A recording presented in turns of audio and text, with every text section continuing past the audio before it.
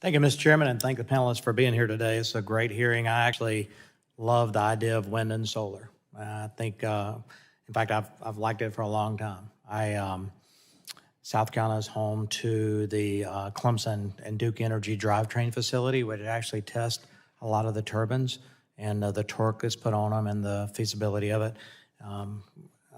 Your company, Ørsted, has agreed to invest a good bit of money in South Carolina with Nexon's project for undersea cables for the transmission. It all works, but also know it's very costly, and I don't know that wind and solar projects actually are that feasible without a lot of government subsidies that we see. So we've got to get beyond where the government is supporting this industry. I remember John Kerry talking about, he's our climate czar, I think, talking about wind off the coast of Cape Cod a long time ago. That had to be in the early 2000s. How many wind turbines are off the coast of Cape Cod? None. Zero. How many are off the coast of Malibu or Debbie Do in South Carolina, Hilton Head? None. I think we have 7 off the coast of Rhode Island. We may see them, but I would ask anyone that's really interested in seeing wind turbines off the coast of their home state to go to Iowa or Panhandle of Texas, and don't just go during the daytime when you see all those turbines out there and it looks real groovy because they're spinning and they're creating energy. Go at night.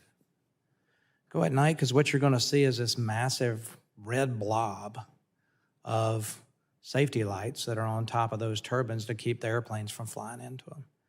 And I'm not talking about just one. I'm talking about hundreds and hundreds of turbines, all blinking in unison, big red lights. And you tell me you want that off the coast of New Jersey, Mr. Chairman of the full committee. Tell me you want that off the coast of Miami or Malibu. You don't.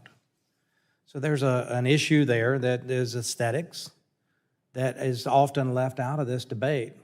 And I go back to what I was saying. We don't have them off the coast of Cape Cod because John Kerry and his crowd didn't want them, ultimately, within sight of land. We have this debate about offshore drilling platforms, Mr. Menzies, which I support. We talk about South Carolina, and we were trying to work on getting some energy development out there. People didn't want to see those platforms off the coast, but where we were talking about was well over the visible horizon. You wouldn't see them unless you got in a boat. And if you got in a boat, take a fishing rod and go out there and see them and fish. Same thing's going to happen with wind turbines. I think they're great fisheries, and there's some benefits for it. But the left keeps holding up Europe as a model and an example of clean energy and wind turbines, offshore energy development.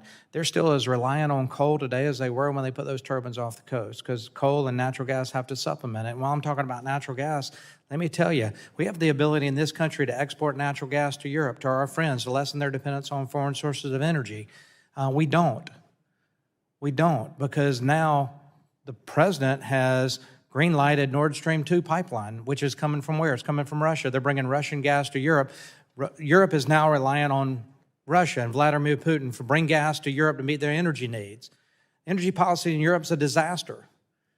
They're relying on Russian gas, which is dirtier. It burns dirtier and puts more emissions in the atmosphere that we don't like. When we talk about climate change and other things, Russian gas is dirty. But we can't just talk about Europe burning Russian gas, because New England's burning Russian gas too. We won't run a pipeline from Bill Johnson's district in western Pennsylvania, the Marcellus Shale, right up to New England. We won't run it because they don't like pipelines. They kill pipelines. This administration killed pipelines in this country. They don't like pipelines in New England to bring cleaner burning U.S.-produced natural gas, which we have an abundance of, but they'll bring an LNG ship from Russia to Boston's harbor and export or import Russian LNG and burn dirty Russian gas. Who sells that gas? Vladimir Putin sells that gas, and he and his oligarchs end up benefiting from it. The hypocrisy is glaring on this when we have the gas here and we're trying to put wind turbines offshore and can't do it without government subsidies. It's unbelievable. I was on the Natural Resource Committee, and I filed some bills that deal with Migratory Bird Treaty Act and endangered species, because condors and golden eagles and migratory birds of all sorts, not just waterfowl, are killed every year by wind turbines. But we ignore that dirty fact, and we'll expedite wind turbine permits to allow wind farms to be built in this country, and we will slow walk oil and gas development, stuff that works. And I got vilified because I just wanted to treat the wind industry fairly with the Migratory Bird Treaty Act. But I got vilified by the outdoor environmental community. So, Mr. Chairman, I like wind. I hope we get this. I don't mind seeing it offshore, but I don't have any property on the coast. There's a lot of aesthetic things we have to work out here. We got to do away with the subsidies and make sure that it's economically feasible.